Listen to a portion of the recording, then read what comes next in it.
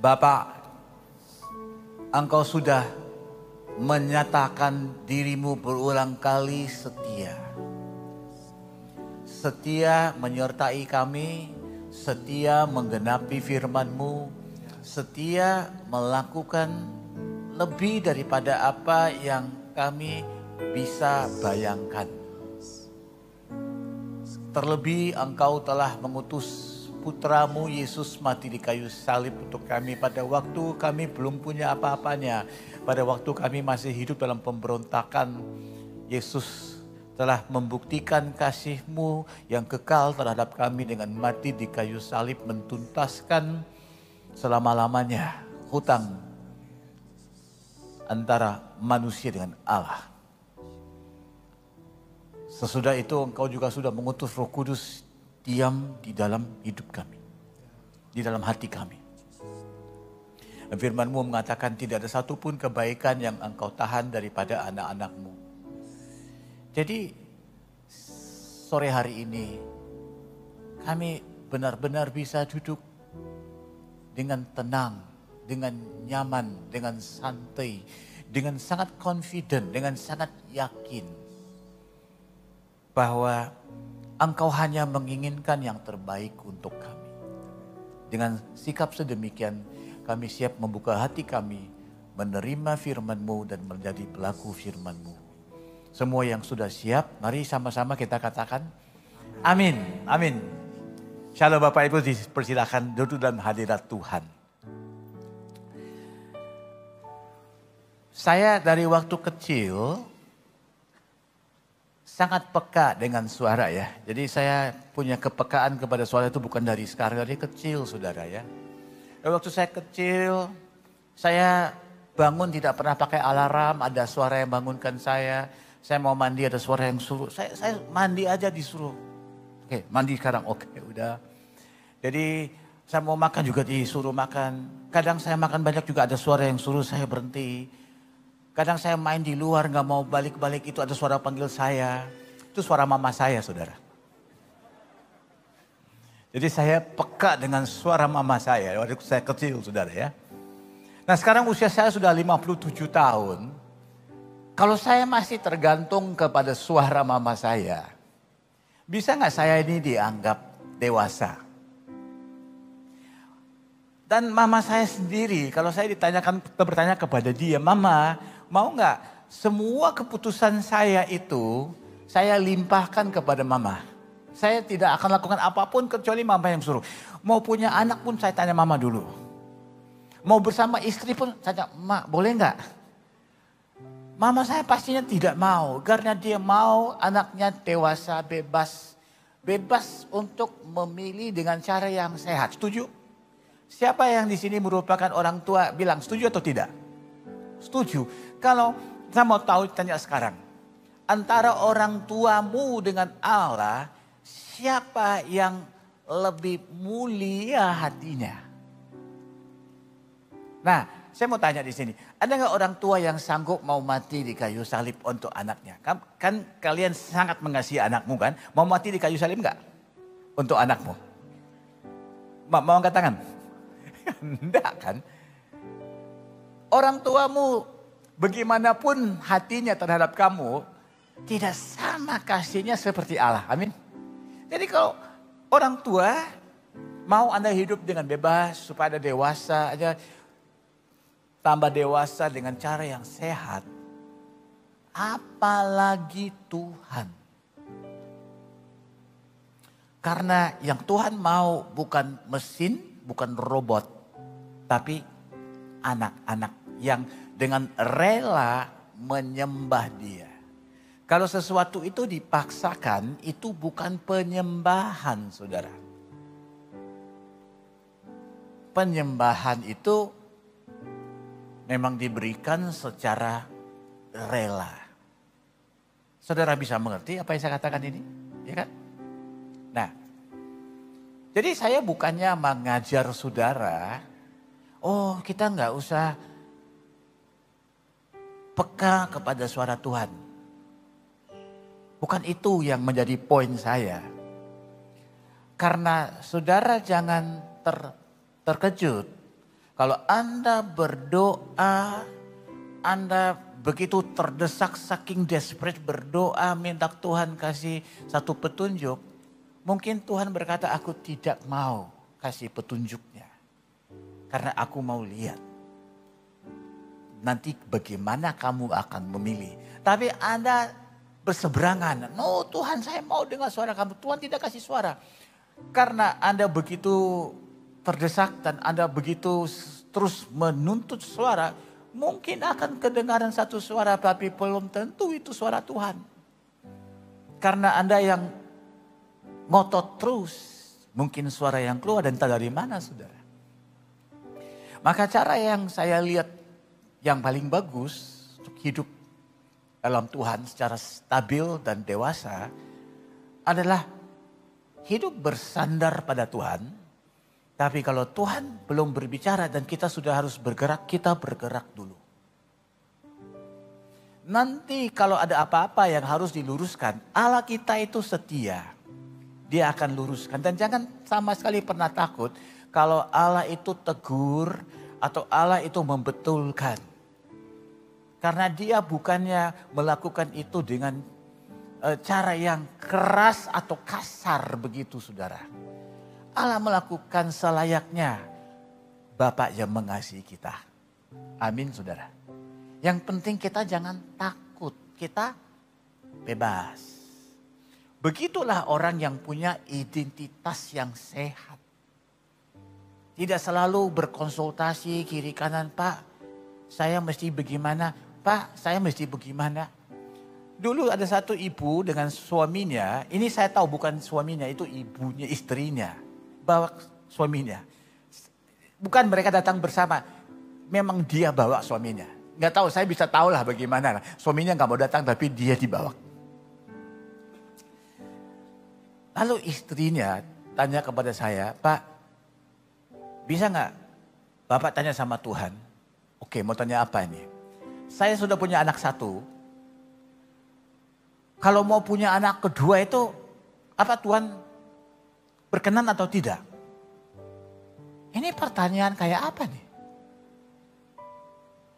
Kenapa ini sulit untuk saya mengerti? Saya kasih sedikit latar belakang. Istri saya, ayahnya punya anak 26 dan dia tidak pernah kenal Tuhan. Dia produksi melulu. Saya nggak bisa membayangkan zaman itu mertua saya mau tanya sama pendeta, Pak, saya mau punya anak atau tidak? Kalau saya jadi pendeta saya bilang, saya bidangnya teologi bukan biologi. Yang mau punya anak kamu kan? Yang nanti yang mau menanggung anak itu kan kamu yang tentukan. Jangan takut. Mau punya anak 1, 2, 3, 4, 5. Tuhan kasih izin saudara. Your choice. Itulah caranya Tuhan mau untuk kita tambah dewasa. Jadi saya hidup bersandar pada Tuhan dengan satu keyakinan. Kalau ada perlu dan penting Tuhan berbicara, saya akan mau menangkapnya. Tapi kalau dia tidak berbicara, saya juga tidak berandal-andal melakukan semaunya saya. Saya melakukan dengan apa yang saya sudah pelajari daripada firman Tuhan menurut hikmatnya. Dan saya lakukan tanpa ada beban saudara. Ya ini yang saya mau sampaikan dalam khotbah kita pada sore hari ini. Nah ada satu penyakit yang kena pada banyak orang. Yang mana saya perhatikan itu lebih sering terjadi kepada orang Kristen daripada orang yang belum kenal Tuhan. Wah ini kan parah. Berarti orang Kristen yang lebih sering punya gejala ini. Apalagi kalau dia Kristen yang percaya Roh Kudus. Nah ini lebih sering lagi kena gejala ini. Apa gejala itu? Coba kita lihat. Anda pasti sudah dengar gejala apa ini. Let's go, next one. Namanya FOBO. Pernah dengar FOBO? Kayaknya ini semua generasi zaman now atau zaman yang sudah last time. Ini kan bahasa zaman now. Gak pernah dengar fobo? Oke, saya ajar beberapa hal ya. Sebelum fobo saya ajar lain, karena Anda kurang, bahasanya kurang, kasihan. Tahu kiasu? Kiasu. Hokkien lang, siapa? Itu bahasa Hokkien, gak ada Hokkien di sini. Oke, saya ajar, catat itu. Kiasu, takut mati. Bukan, kiasu itu takut kalah sama orang lain. Itu Hokkien kiasu kan? Itu ini, fobo. Bahasa Inggris, fear of better option. Oke, nanti saya jelaskan lagi. Saya mau ajar lagi bahasa Hokkien ya, mau belajar ya bahasa Hokkien ya. Kiasu, takut mati. Takut kalah sama orang lain ya. Nah, jadi liftnya sudah naik kan, orangnya sudah pergi. Tapi kita nggak mau kalah, kita lari terus, loncat-loncat supaya kita sampai di depan sebelum dia. Itu kiasu. Nah, satu lagi, kiasi, takut mati. Ya kan? Tahu? Yang ketiga,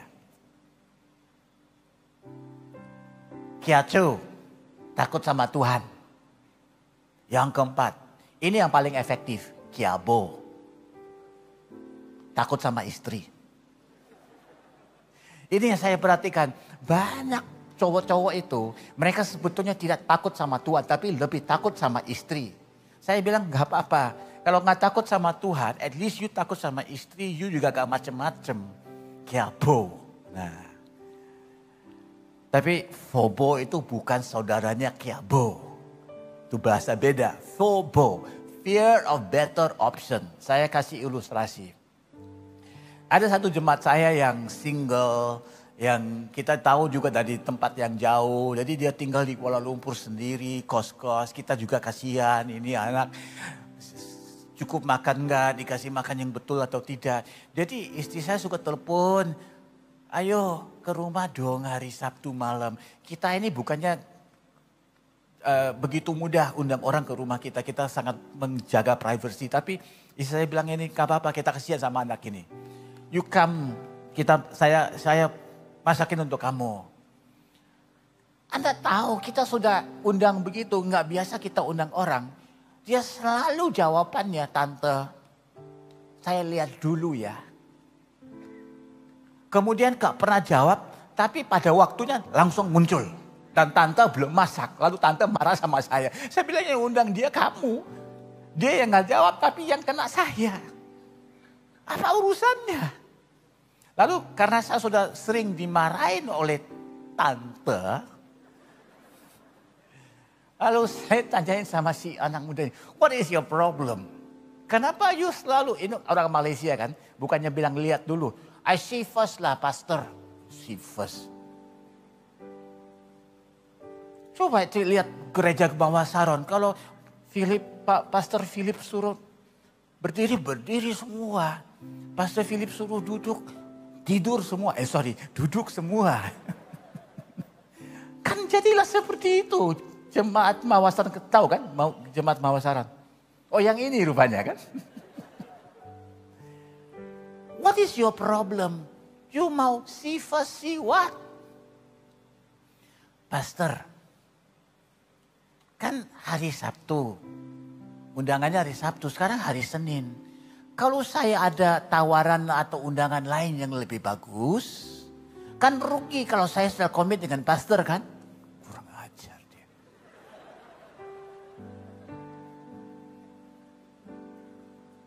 Fobo. Dia takut kalau sudah komit dengan saya. Nanti yang lain dia gak bisa terima. Oh iya, rupa-rupanya ada opsi yang lebih bagus daripada saya ya. Gara-gara kamu itu, saya sudah berapa kali dimarahin tante. Oh. Lalu beberapa waktu yang lalu dia telepon, Pak, doain saya. Saya belum punya calon istri. Dan dulu kamu jalan dengan itu, dan saya putusin. Kenapa? Saya pikir mungkin ada yang lebih baik. Fobo. Kemudian suruh saya doain lagi. Saya sudah dengar, saya sudah dapat laporan, dia sudah putusin 3 cewek. Bukan dia diputusin, dia yang putusin. Dan semua alasannya mungkin ada yang lebih baik. FOMO. Nah, maka waktu kita lockdown di Kuala Lumpur, kita nggak bisa undang dia. Nggak bisa undang dia kan karena lockdown, nggak bisa mengunjungi rumah orang. Dia yang setiap hari telepon, "Tante, I miss you tante. Pastor, I miss you. Kapan lagi ya saya bisa makan di rumah bapak? You nggak pernah makan di rumah saya karena you selalu FOMO. Nah, I wish to God ya, I can come to your house and eat." Ya memang sekarang lockdown, nggak ada opsi lain kan? FOMO. Ada orang seperti ini. Dia tidak mampu bertindak. Dia tidak mampu mengambil satu komitmen terhadap mana-mana pintu yang terbuka. Ada pintu yang terbuka. Aduh, Pak Pendeta, coba doain. Apa saya harus ambil atau tidak? Itu sudah terbuka. Jalan aja. What's your problem? FOMO. Jadi dalam banyak hal, orang-orang Kristen juga FOMO. Cuma tidak bilang FOMO. Pak, saya mau dengar suara Tuhan. No, you FOMO. Jalan dulu. Nanti Tuhan yang nyusul melakukan. Atau Tuhan menyertai. Kamu juga nggak tahu. Saya pernah satu sekali ditanyakan oleh salah satu jemaat saya. Pak, besok saya mesti ambil mobil baru. Yang mana satu Tuhan mau saya ambil? Biru atau merah? Saya bilang ambil dua-dua. Tapi saya cuma butuh satu. Ya, saya butuh satu lagi. Jadi kamu ambil yang merah, saya ambil yang biru. Kalau saya ambil yang biru, kamu rubah pikiran, nggak apa-apa. Kita bisa ganti-gantian. Saya no problem. FOMO. Nah, FOMO ini punya keluarga. Nama sepupunya ini pasti Anda tahu. Karena Anda kan suka yang NFT itu kan. Nah, pasti tahu ini. Ini saudaranya dia FOMO. FOMO. Fear of missing out. Nah, saya kasih ilustrasi yang paling mudah itu ya. Bapak-bapak sama ibu-ibu kumpul makan kan? Makan bareng lah suami istri kan, ajak teman-teman. Sekali ada satu ibu yang mau ke toilet. Lalu dia berdiri dan dia membuat pengumuman. Saya mau ke toilet. Langsung semua ibu-ibu juga ikut. Fear of missing out. Waduh, dia ke toilet, aku juga mau ke toilet, yuk. Semua pergi. Oke. Bayangkanlah betapa anehnya kalau seorang bapak berdiri bilang, saya mau ke toilet yuk. Karena bapak-bapak gak FOMO. Dia ke toilet, mending saya cepat, saya juga mau ke toilet nanti gak bisa ke toilet. FOMO. Anda mau pergi holiday lah. Jangan ambil foto-foto masukin ke dalam sosial media. Nanti tante di rumah juga bilang, kenapa kamu gak bisa ajakin saya FOMO? Banyak orang suka untuk menunjukkan seolah-olah dia itu selalu holiday. Saya bilang sama istri saya, kalau mereka selalu holiday, kapan mereka kerja ya? Jangan-jangan itu Photoshop. Kan zaman COVID juga ternyata mereka masih holiday. Saya bilang ini bukan holiday, ini graphic design. FOMO. Habis itu kan, you mau makan lah. Ambil foto makanan. Ini memang zaman sudah mau dekat. Yesus mau datang. Karena dulu orang kalau lihat makanan berdoa dan makan. Sekarang foto begini, foto begitu. Makanannya sudah gak jadi enak. What happened? Saya nggak pernah percaya apa yang saya makan, saya kasih tahu orang lain, mereka tuh mau tahu. Nobody cares actually. Bayangkan kalau saya ke toilet, going to the toilet feeling blessed, okay, take photo. In the toilet, take photo, feeling relief. Keluar nanti kan, saya lega.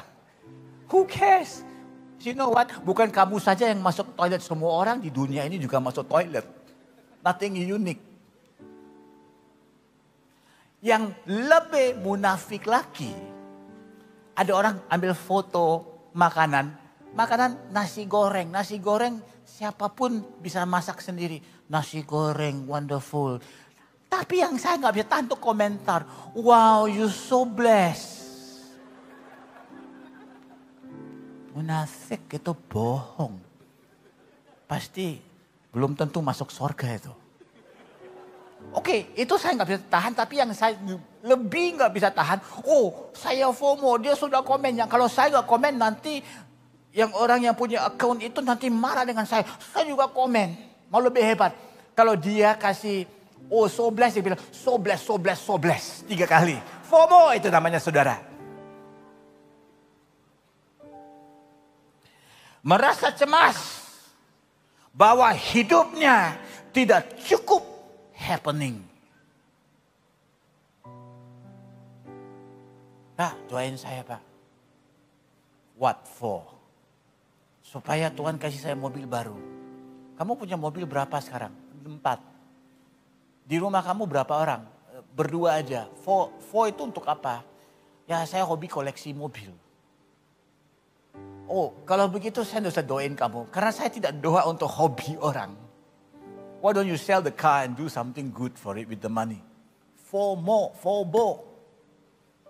Nah dalam bahasa rohani beginilah kata-kata orang. Hati-hati lo ya. You jangan kemana-mana kalau Tuhan tidak pernah suruh. You jangan dengan siapa-siapa kalau Tuhan tidak pernah suruh. You must be in the right place at the right time with the right person. Baru Tuhan bisa pakai kamu. Jadi setiap hari orang jadi lumpuh. Saya sekarang di tempat yang benar atau tidak? Saya dengan orang yang betul atau tidak? Tidak bisa bebas. Selalu dengan perasaan cemas. Am I okay or not okay? Tuhan mengasihi saya atau tidak. Dan kemudian percaya bahwa mereka itu sudah kenal juru selamat. You tidak selamat hidup begitu. Masa you tahu juru selamat? Ini bukan kabar baik, ini bukan Injil. Ini kabar buruk kalau hidupnya begitu. Mari Bapak Ibu, kita mulai mendengar apa yang dikatakan oleh Tuhan. Karena pikiran FOMO ini, maka terjadi krisis identity yang berikutnya.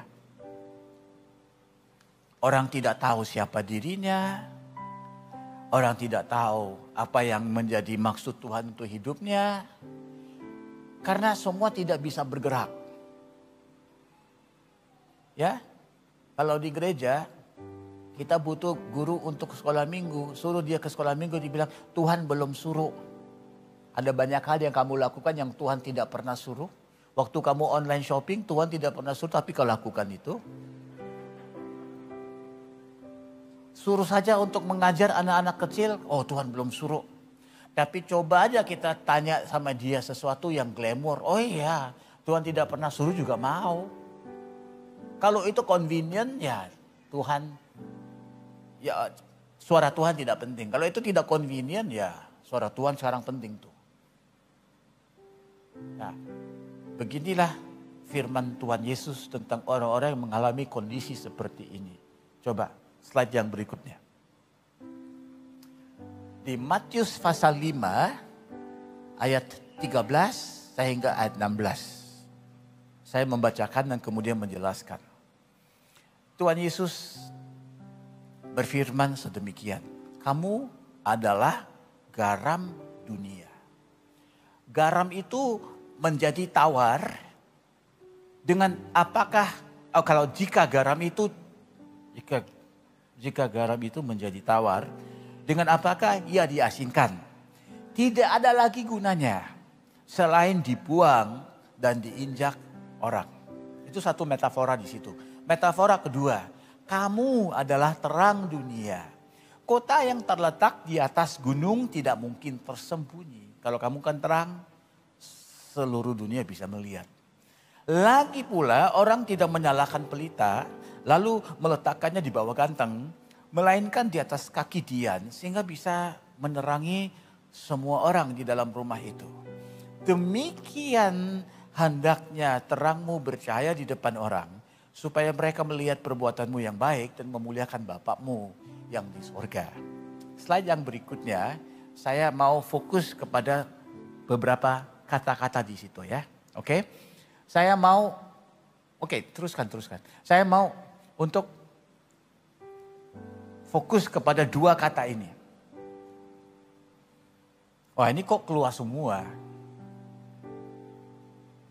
Jadi sebelum saya jelaskan, Anda sudah bisa menebak ya. Oke, never mind. Just go to that. It's okay. Ya silakan, gak apa-apa. Dua kata ini ya.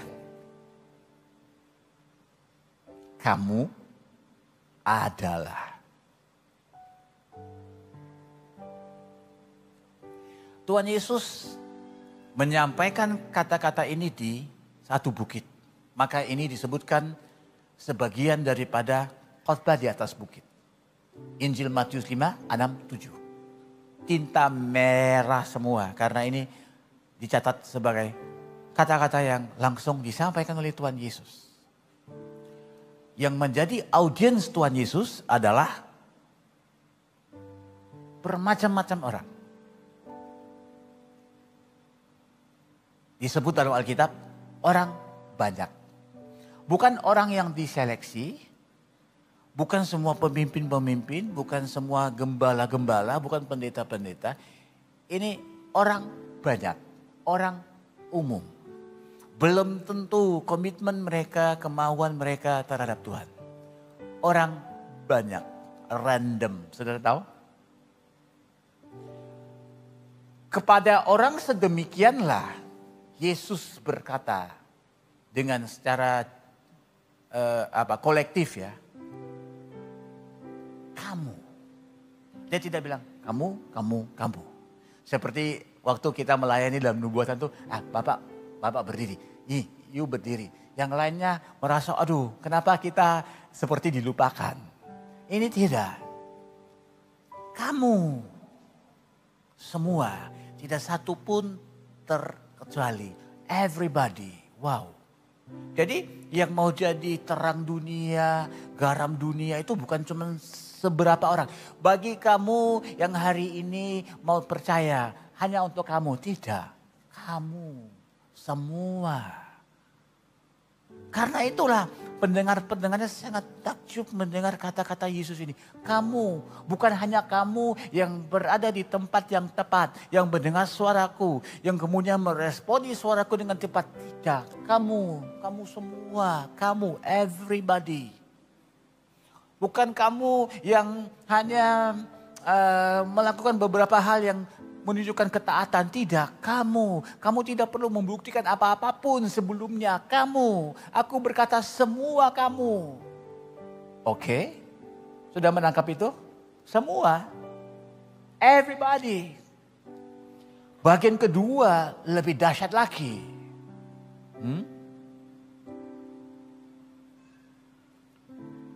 Kamu, kalau saya ngomong salah, Anda bilang stop, oke? Kalau saya ngomong benar, Anda bilang teruskan ya. Oke. Kamu bakal menjadi garam dunia. Apalagi puasa. Gak punya energi. Kamu berpotensi menjadi garam dunia. Salah ya. Kan belum terbukti kamu garam dunia. Saya mesti ngomong berpotensi kan. Kamu mungkin menjadi garam dunia. Memang Anda sudah mau pulang kan? Langsung bilang stop saja kan? Salah. Oke, kasih saya satu lagi peluang ya. Kamu akan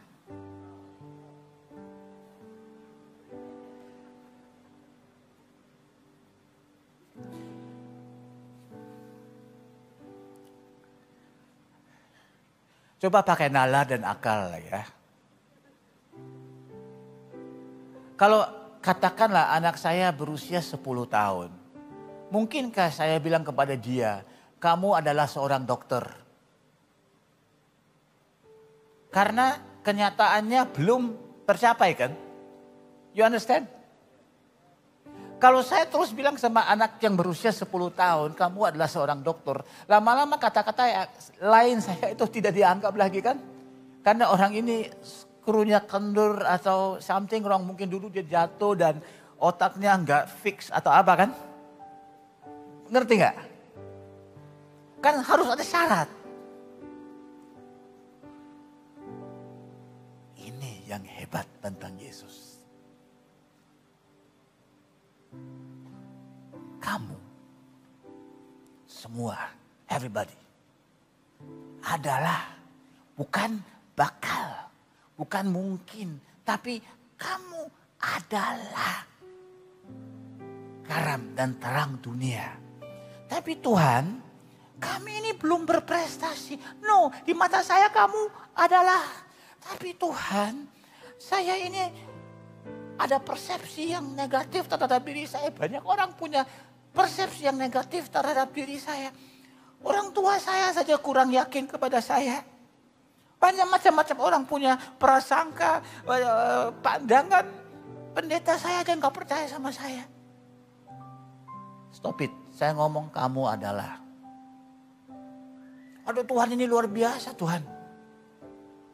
Ya karena apa yang kamu alami dengan kebenaran itu berbeda. Cara Tuhan menyampaikan kebenaran tidak sama dengan cara manusia menilai kita.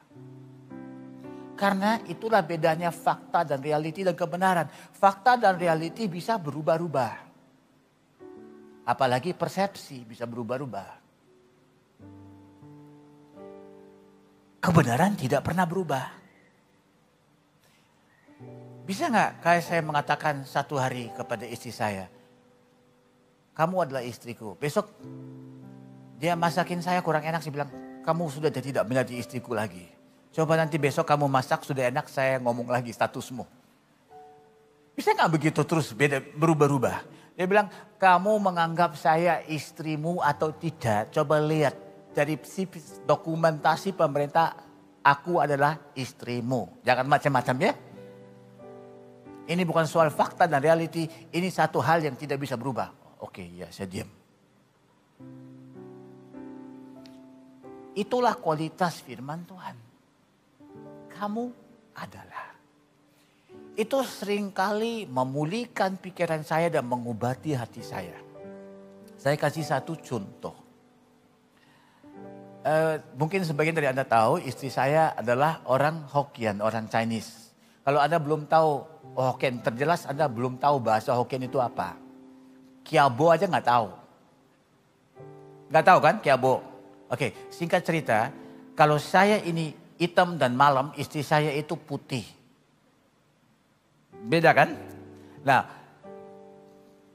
orang tua dari istri saya kurang setuju dengan saya lah.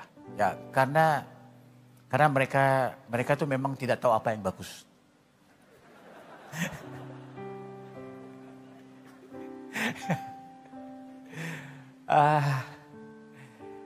Anda pernah ketemu orang Hokkien yang bertahun-tahun berdoa, Tuhan kasihlah anakku yang cewek yang paling kecil ini, kasihlah dia seorang suami yang hitam, yang mau jadi pendeta. Pernah nggak Anda dengar orang Hokkien seperti itu? Nah makanya orang yang mertua saya itu seperti itu juga, biasa dia, normal, bukan tidak normal, normal dia. Itu jadi seharusnya saya tidak merasa tersinggung, ini normal. Tapi pada mulanya saya sempat merasa tersinggung. Saya sempat merasa marah. Karena saya bilang dia, dalam pikiran saya, ya, saya ini kadang-kadang suka khotbah di dalam pikiran saya. Memang sudah dianggap separuh gila. Saya khotbah, kamu tahu kamu siapa? Dan kamu tahu aku siapa? Aku sudah keliling kemana-mana. Berkonsultasi dengan siapa-siapa. Hidup kamu tidak benar. Saya ngomong dalam diri saya. Kamu aja punya istri 3. Anak 26. Kadang-kadang waktu lihat anakmu juga tidak tahu itu anakmu. Karena begitu banyaknya anaknya. Kamu mau ngomong ke saya bahwa saya itu tidak layak menjadi suami anakmu. Coba kamu itu lihat dirimu sendiri. Tapi itu saya khotbah di kamar mandi saya sendiri. Di depannya, halo Pak, apa kabar?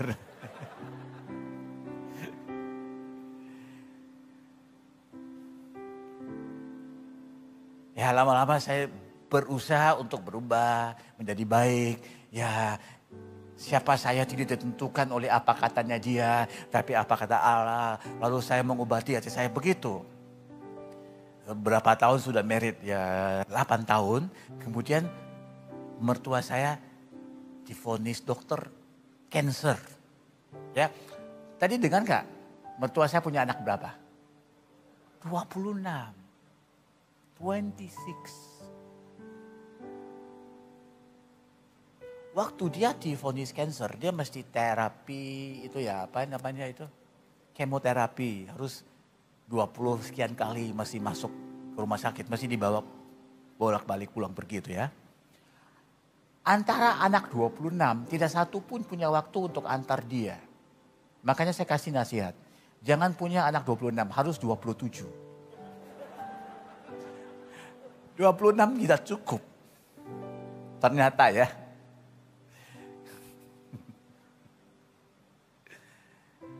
Tapi ya waktu itu kan saya di Malaysia kita nggak berani panggil mertua itu papi, kita panggilnya om. Tapi waktu saya panggil om, satu kali dia bilang, kenapa panggil om? Apa saya mau panggil bro? Nah tapi itu saya ngomong di kamar mandi saja. Dia bilang, yuk panggil saya papi aja. Oh oke, papi, oke, dad, oke. Lalu di depan semua orang dengan begitu bangga dia bilang, kalian tidak punya waktu nggak apa-apa. Saya kan punya satu menantu baik hati. Yang mana? Itu loh yang pendeta. Oh dulu aku nggak cukup bagus. Sekarang aku yang baik hati. Pendeta loh. Waduh. Saya sudah naik kelas. Terobosan, puji Tuhan. Inilah upahnya orang yang siang malam menghafal terus Matius 5:13-16. Saya pikir ini memang hari kebebasan saya. Tapi belum tahu saudara.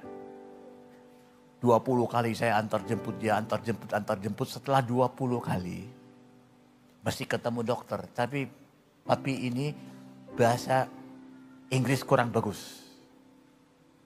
Lalu saya nemanin lagi ya. Saya masuk ke ruang dokter, duduk di depan dokter. Lalu dia tanya, dok saya gimana? Apa gimana? Sudah 20 kali sudah dites lagi hasilnya saya gimana? Lalu dokternya terus melihat-lihat ke belakang itu, lihat saya. Lalu dia lihat saya juga lihat.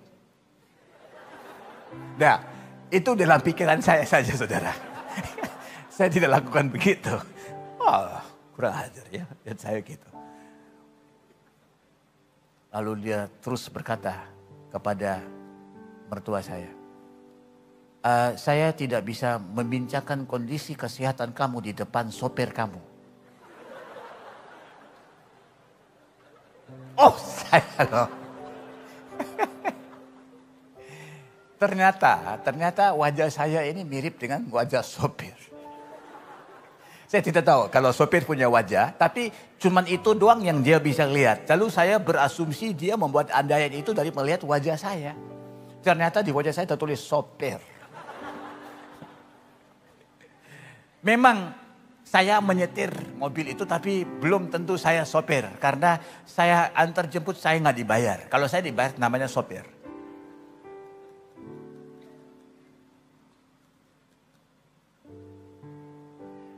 Lalu si dad terus lihat, tolong kamu keluar. Wah!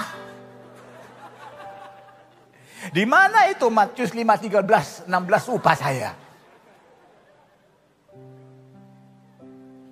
Tuhan, apakah ini balasanku? Itu manusia. Satu hari moodnya bagus, oke. Satu hari hormonnya turun, lain lagi.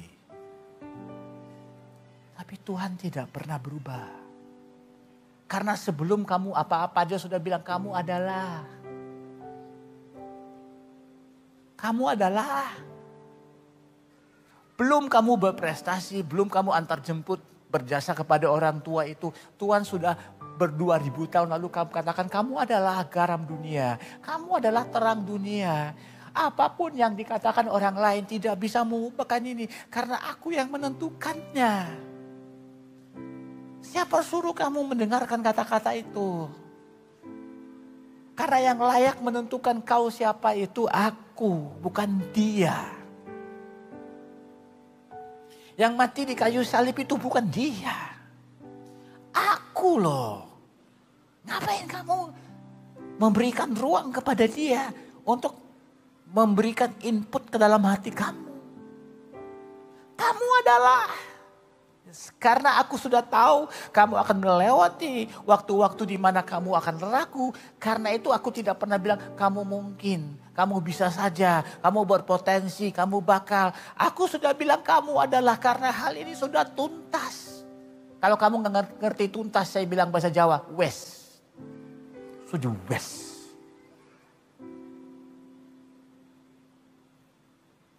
Kalau kamu ragu-ragu itu bukan kekurangan dari pihak saya loh, dari pihak kamu. Your problem, not my problem.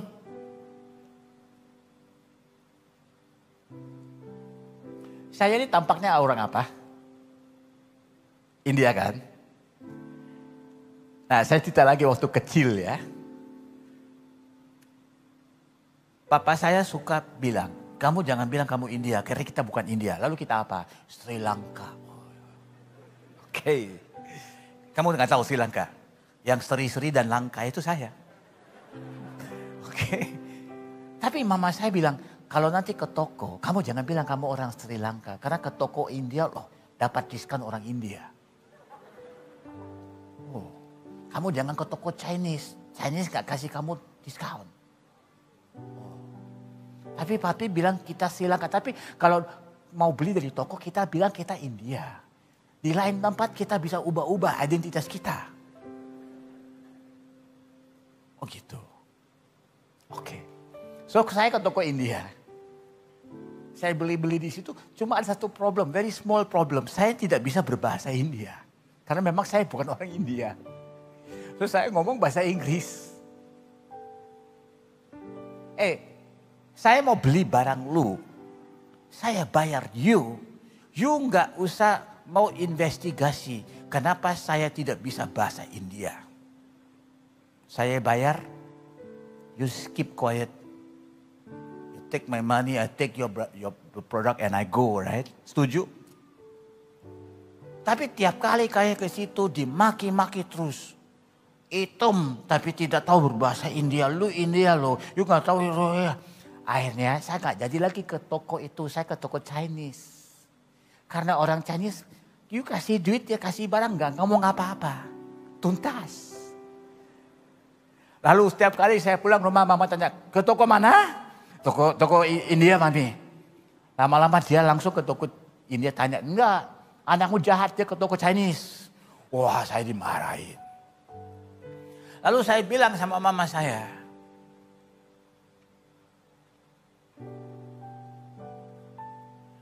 Mami, saya tidak mau ke toko itu karena dia maki-maki dan marah saya. Wah, untung ada mami saya. Dia bilang, next time he do that, you tell him. What? Siapa saya tidak ditentukan oleh matamu atau pandanganmu. Saya adalah siapa diri saya. Wah, untung ada mama seperti itu. Next time, mama saya tidak suruh, saya sengaja ke toko itu karena saya sudah siap. Dari dulu lagi memang saya layak jadi pengkhotbah, pembicara. Saya cari pasal dengan dia. Yes, you mau ngomong apa dengan saya hari ini? You mau beli barang? Tidak, saya mau dengar daripada kamu. Oh, marah-marah saya. Hey, you diam ya. Saya siapa itu tidak saya lupa apa mama saya bilang. Oke, saya pulang. Besok datang lagi saya jambung, saya tulis. Siapa diri saya itu tidak ditentukan oleh apa yang kau katakan. Siapa diri saya itu ditentukan oleh apa mama saya katakan. Getting closer to the truth. Karena yang melahirkan saya bukan kamu, bukan mama saya. Semenjak hari itu saya ke tokonya aja diam saja saudara. Dan harganya dikasih diskon lebih tinggi lagi.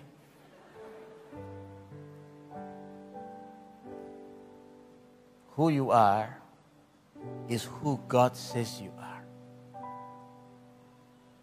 Amin. Bagian kedua, kamu adalah garam dan terang dunia. Dulunya saya selalu pikir dunia, saya mau dunia loh, saya mau keliling dunia, saya mau dunia. Saya pikir ini akan jadi orang yang terkenal di dunia. Siapa mau jadi garam dan terang dunia? Angkat tangan dulu, baru saya akan jelasin. Angkat tangan dulu, mati dulu, baru saya kasih tahu. Terjebak dulu.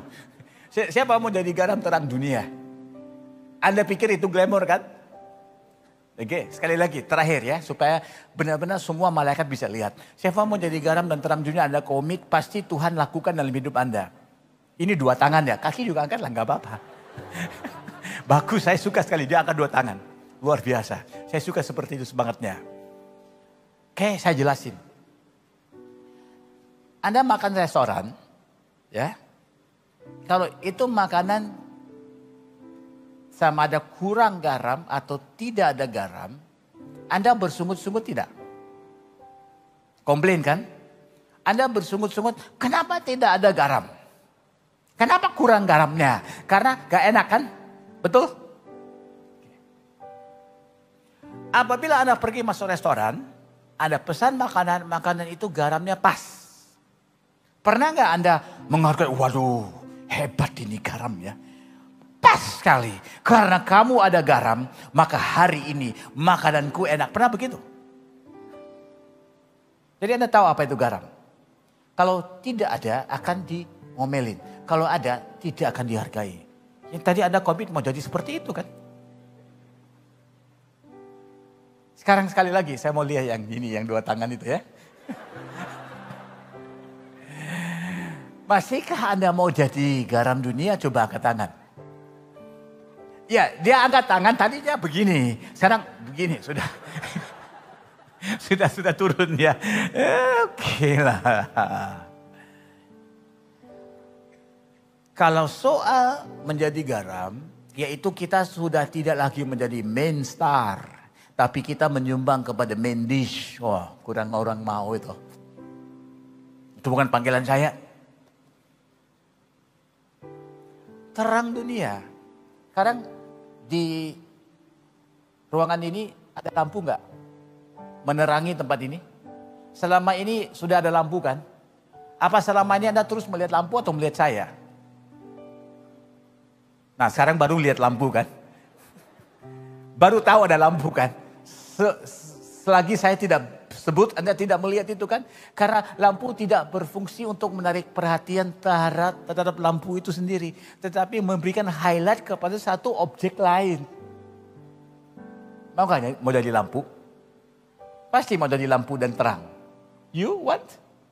Nanti orang gak lihat kamu ya. Lihat orang lain. Mau? Tuhan pakai saya, tapi jangan izinkan orang mempergunakan saya. Itulah bermanfaat, berbuah. Pastor, saya mau berbuah. You sure you want to berbuah? Karena kalau pohon yang berbuah, saya tidak pernah lihat pohon itu makan buahnya sendiri. Kalau dia berbuah itu untuk orang lain. Oh kalau begitu saya cancel. Saya maunya untuk diberkati. Diberkati dengan berbuah tidak sama. Karena diberkati diri sendiri, berbuah untuk orang lain.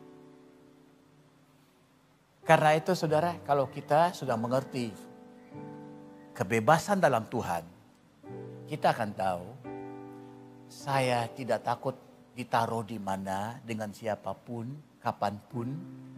Karena saya tahu semua waktu itu adalah waktunya Tuhan.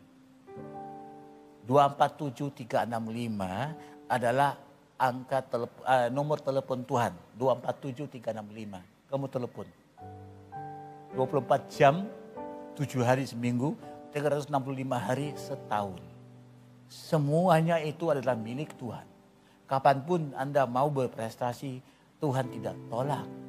Tidak perlu ada momen yang spesial dan istimewa. Slide berikutnya. Orang-orang yang identitasnya terbangun atas firman Tuhan, yang dikonekkan, dihubungkan dengan firman Tuhan, Saya ngomong dalam bahasa Jawa saya dulu ya. Supaya saya bisa bebaskan, kemudian saya terjemahkan. The best thing that can ever happen to you, it will happen to you because of who is in you. And what you allow him to do through you. Kalau Anda catat, ambil foto, ingat. Ini kata-kata saya, harus atribut ke saya. Jangan besok saya lihat di Instagram Anda ada ini ya. Tulis nama saya. Ya saya terjemahkan. Next slide. Hal yang terbaik yang bisa terjadi pada dirimu, itu terjadi pada dirimu. Karena siapa yang ada dalam diri. Dan apa yang Anda izinkan untuk dia lakukan melalui Anda. Saya siap jadi garam, saya siap jadi terang. Waduh, tidak ada batas dan limit untuk apa yang dia bisa lakukan lewat Anda.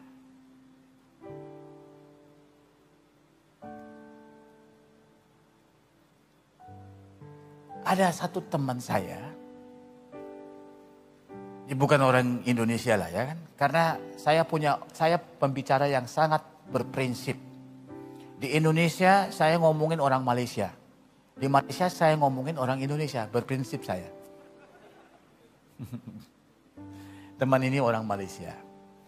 Kemarin dia ngomong ke saya begini, Pastor, saya sudah 40 tahun married, saya tidak bahagia. Oke. Tapi saya mau berubah. Maksudmu apa? Kalau saya tidak bahagia dalam pernikahan itu, saya anggap saja itu adalah karena saya perlu berubah. Maksudnya kamu harus rubah istri atau rubah negara, kabur dari istri atau apa. Saya cuma iseng-iseng mau tes dia, mancing dari dia. Oh no, saya harus berubah diri saya. Tapi kamu kan sudah 40 tahun married. Kalau dia masih tidak mau berubah, ngapain kamu mau berubah? Tidak. Saya mesti berubah. Karena yang Bapak bilang hari itu, hal yang terbaik bisa terjadi pada saya. Terjadi karena siapa yang dalam diri saya. Dan apa yang saya izinkan untuk dia lakukan melalui saya. Saya mau melayani istri saya. Saya mau menjadi seorang suami yang baik. Saya tidak mau membatasi Tuhan. Saya mau jadi garam dan terang kepada istri saya. Baru saya jadi garam dan terang kepada dunia. Saya bilang, kamu orang Sri Lanka, bukan, saya orang Chinese. Tidak, kamu orang yang berseri-seri dan sangat langka. Saya bertemu dengan beribu-ribu orang, saya tidak pernah dengar orang seperti itu. Kalau ada orang yang tidak happy dengan istrinya, saya bilang, Pak, tolong nasihatin istri saya. Pak, tolong doain istri saya. Selalu orang lain punya problem. Tuhan, Pak, tolong tanya sama Tuhan, apa saya punya istri lagi atau tidak? Tapi kamu adalah bisa dibilang orang pertama yang ngomong kepada saya begini. Kalau ada satu problem, saya tidak lari dari problem itu. Karena Tuhan saya besar. Kalau saya bisa jadi garam dan terang dunia, kenapa saya tidak bisa jadi garam dan terang di rumah tangga saya sendiri? Bisa nggak tolong, sebut sekali lagi saya mau tulis itu karena besok saya mesti khotbah di Surabaya. Coba besok. Nah tadi saya sudah atribut ke dia, cuma tidak sebut namanya dia kan.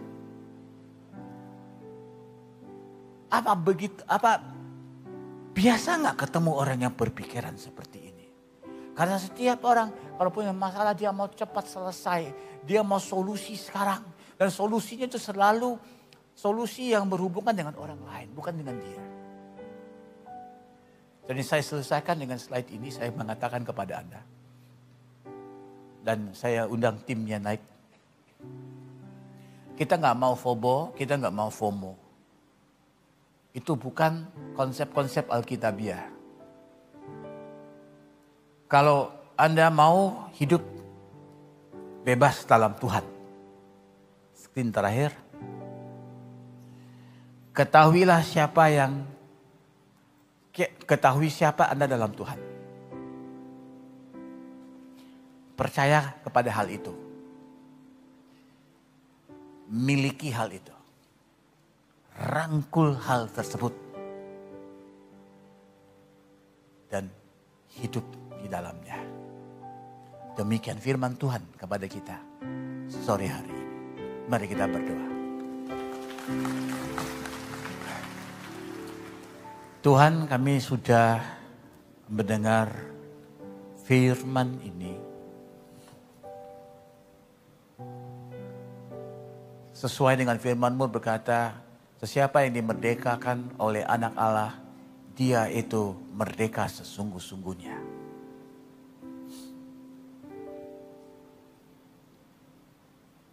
Kami dimerdekakan oleh firman-Mu sekali lagi sore hari ini. Kami hidup dengan merdeka, dengan bebas. Tidak terikat dengan ketakutan. Kalau satu saja langkah kami salah, kami sudah membuatkan Engkau jadi murka. Membuatkan Engkau tidak berkenan lagi kepada kami. Bahkan Engkau angkat tangan daripada kami. Karena Engkau bukan Allah seperti itu. Terima kasih Tuhan. Karena Engkau sudah memilih kami jadi anak-anak-Mu. Terima kasih Tuhan. Engkau sudah membuktikan komitmen-Mu dengan mentuntaskan dan membayarkan harganya semuanya sebelum kami mengenal Engkau.